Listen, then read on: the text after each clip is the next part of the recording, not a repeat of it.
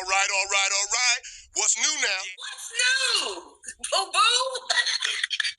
These rumors were made by radical black racists. Let's just say that. Okay. Lucas, come on, man. Going a little crazy right now, bro. Gotta fucking relax. Lucas!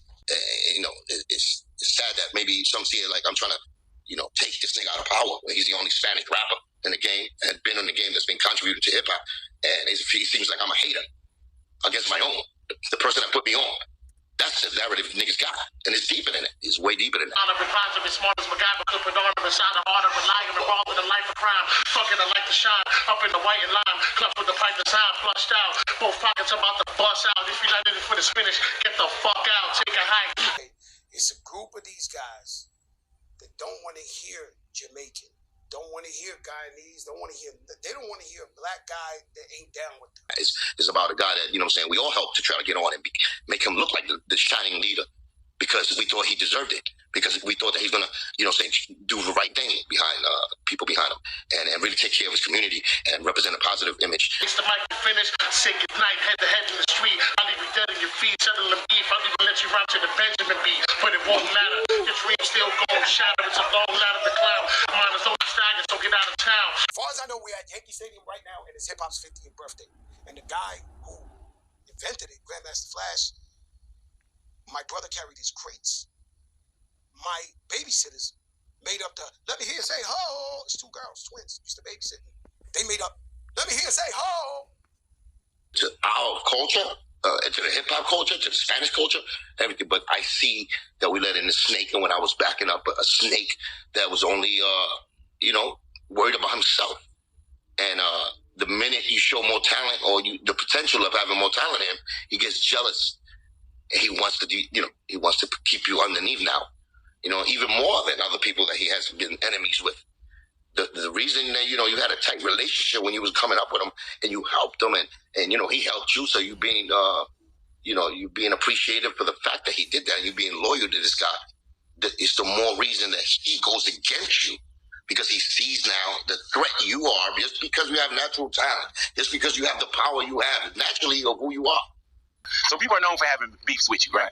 Is there any beef that we can recall that you have squashed? You and Fat Joe, y'all, no problem. Y'all, no He's problem. a better friend than my friends. Right. All right. So how did you and Fat Joe arrive? That one was with Chris Lighty, the loss of Chris Lighty. Yes, sir. Yeah, that was we had to be on stage to do the tribute for him, and that was the first time we had to be in the same place. Right. And then it was like the guys that he had with him that he knew would be full on support if something was going wrong. Mm-hmm. Yeah. They was being it was like at the door, not letting them in, because they was afraid that it'd be too much of a problem if they all got in big. And what did you and Joe say was not on the stage, but just afterwards, where y'all had a real conversation? That was the real thing that happened, because they was not letting his support in.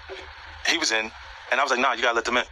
When I got to the door, I heard that. I was like, because he's gonna be off balance if he sees me with me and my people, and he don't have his people with him, and then we don't, you know what I'm saying? So I would have damn sure been at the door like, hey man, don't let them in. You know what I'm saying? Because he sees now the threat you are, just because you have natural talent, just because you have the power you have naturally of who you are. Becoming a leader because of your natural talents that God given you. He tries to, put you down on that and assassinate your character and make you out to be the liar just because he has, more power in the game. And that's what. But you don't think that he felt that insecurity or that threat from Pun? Of course he did. I've been told. You can ramble out the mouth like you ramble, but you slouch. If we battle, you be out without a shadow of a doubt. And that's the ugly truth. Killers walk with muddy boots. Once my dogs cut me loose, that's a bullet in your bubbly goose. I am the biggest politician in fucking hip hop. But he played it like the snakes do. Like he loves Pun. Like that's his swing. And that's when you see the lies come about. But Pun was too big for him to suppress that anyways. But he's supposed to embrace that. A real dude embraces that, nourishes that, guides that, leads that to the right place so he could be part of him.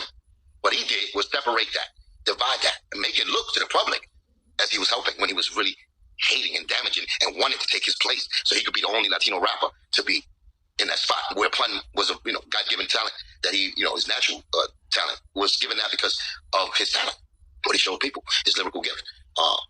Joe wants to divert that, but he has to play a part. Like, he's the one who put him out.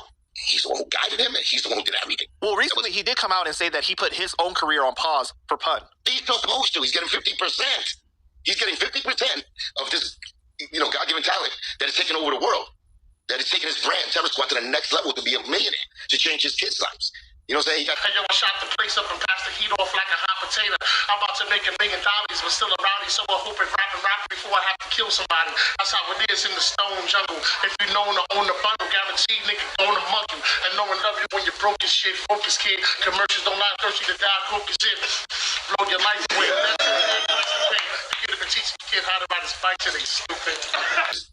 You know, God-given talent that is taking over the world. That is taking his brand, Terror Squad, to the next level to be a millionaire, to change his kids' lives. You know what I'm saying? He got the economic power to change his whole, family tree with this type of money. And then he's got an incentive by taking 50% and really raking in the money through this business. Why wouldn't you sit back and play the business guy with this instead of an artist? If you could submit yourself and be like, yo, this guy's got it. You know what I'm saying? Let me work on this project so I can get this money. That's what he's worried about. He's worried about that money. And that was an ideal situation for him to get involved in and for him to take a seat back from an artist because, it's only smart to do that. It's obvious. So it's not a real, brain surgeon for you to, take that position.